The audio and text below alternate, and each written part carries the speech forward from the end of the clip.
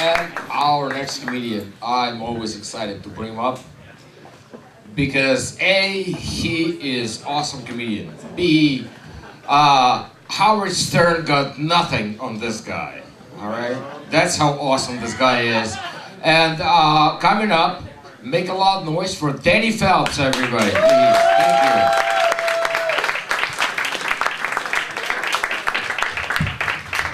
Give it up for Anatoly for very clearly telling me I was next. That was a thing that just happened right now. I'm very excited to talk to you guys right now.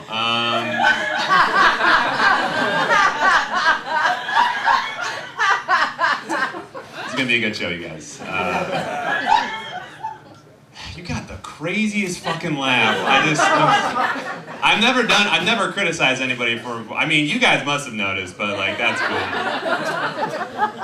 We're having a good time, real good time. My name is Danny Phelps. I'd like to start off my set with an impression.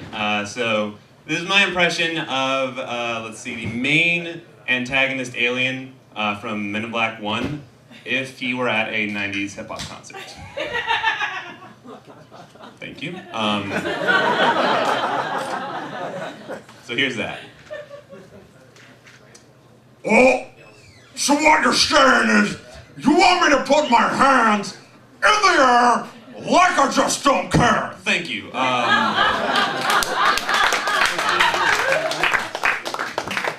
I like to call that joke, am I going to ostracize this audience?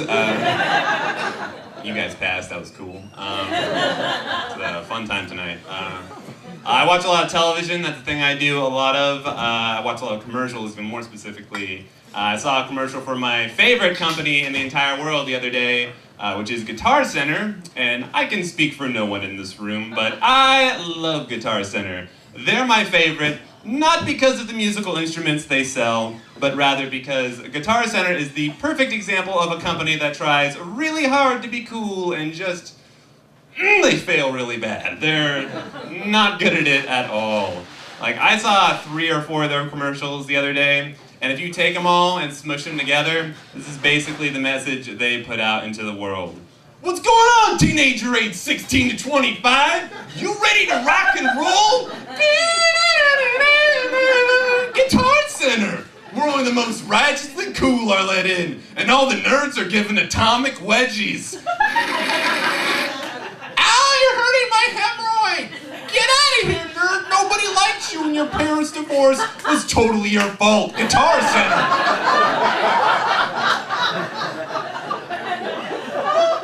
You want it?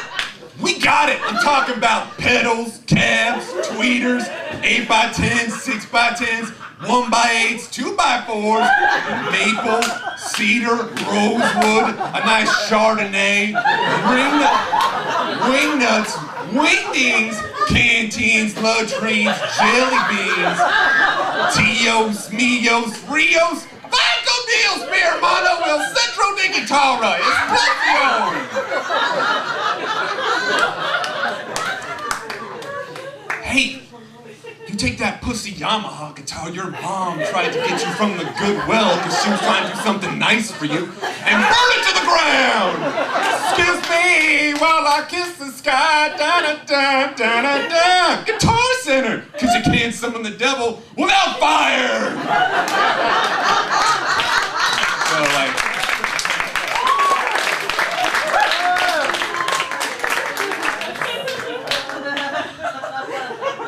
that's what they put out in the world, so like... And the weird thing is though, like, if you look into the subconscious message of that message, this is actually what they're saying. What's going on, 45 to 60-year-old dad who's got too much money and time to kill before the inevitable spiral into depression? You looking to relive those glory years where Jimmy Page was a rock god and didn't look like a burn victim whose face was shoved into a beehive? Guitar Center.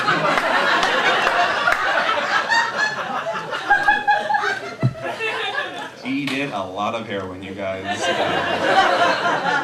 Very warranted. I'll tell you a little about me. I've been living in Portland for 6 years now. 6 years in Portland. Q. you. I love living here. One thing I've noticed about living here is that there are just a plethora of different kinds of beers and what have you, which is cool, but I don't really drink. Like, not at all. Not an alcoholic, I just don't like to drink. That's a thing that I choose to do, which is kind of lame if you live in Portland, because it pretty much pays to be an alcoholic here. Like, all the time. Coincidentally, what alcoholism is. All the time.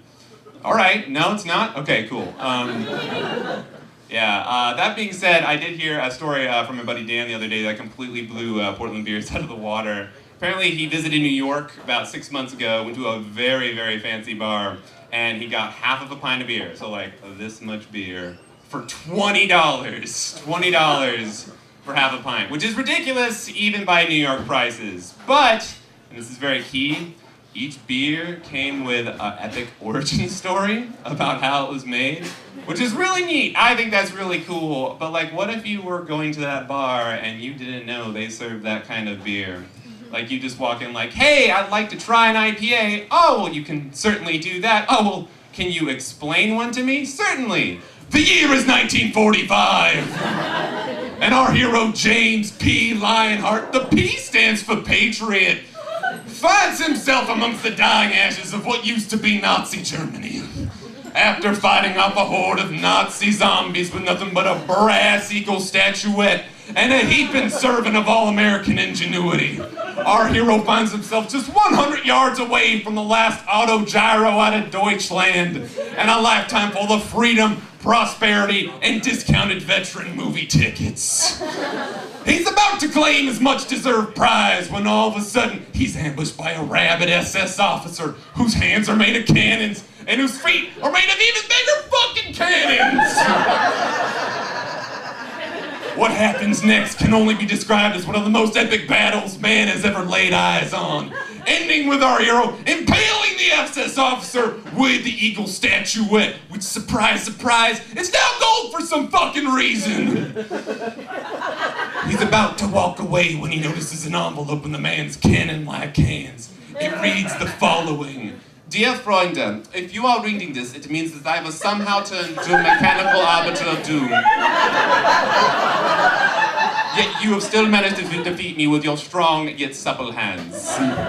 As a dying wish, I ask you take this envelope, which happens to be full of hop seeds, grow it, and make the most well-balanced beer the world has ever known.